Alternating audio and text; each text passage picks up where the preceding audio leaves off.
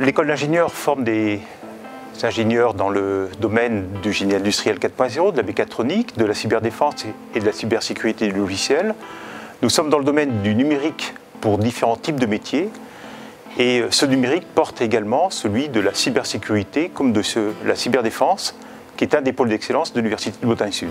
Le sujet de la cybersécurité est abordé à l'école par trois angles très différents, mais très complémentaires. D'abord celui de la cyberdéfense, qui relève d'une très grande expertise, à la fois dans le domaine technique et dans le domaine social, même sciences politiques, afin de pouvoir analyser les menaces, s'y préparer et y répondre. Ensuite, dans le domaine de la cybersécurité du logiciel, pour lequel on a à nouveau un sujet très technique, qui consiste à développer des logiciels sûrs par construction.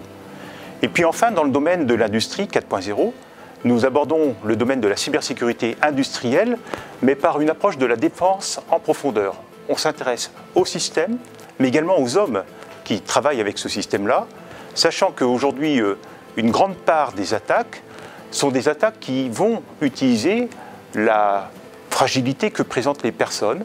Je prends un exemple qui est très connu, celui de Stuxnet, dans lequel des clés USB ont été distribuées, et ce sont ces clés USB que les personnes ont mis dans leur système qui ont provoqué une attaque.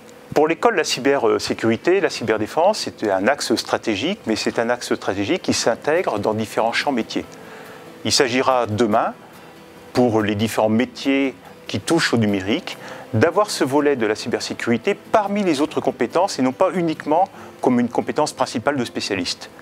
C'est le cas de la défense en profondeur pour lesquelles nous avons déjà des sollicitations d'entreprises comme Naval Group, mais comme d'autres types d'entreprises généralistes qui veulent aborder la cybersécurité en profondeur et pour lesquelles il faut à la fois sensibiliser, ce qu'on appelle l'hygiène numérique, former pour préparer l'ensemble des architectures cybersécurisées, mais également traiter le sujet de cyberdéfense de ces entreprises et des produits qu'elles vont pouvoir développer.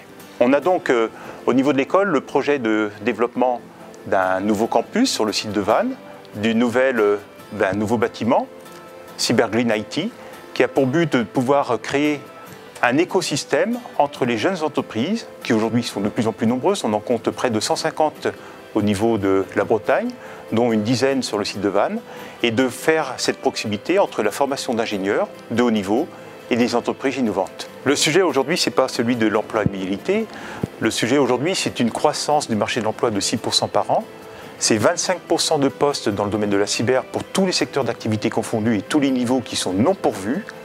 Et le sujet est de savoir comment on s'organise pour pouvoir répondre à cette croissance phénoménale de l'emploi dans un contexte pour lequel les moyens doivent être développés aussi au niveau de l'NCBS et de l'Université de Bretagne-Sud.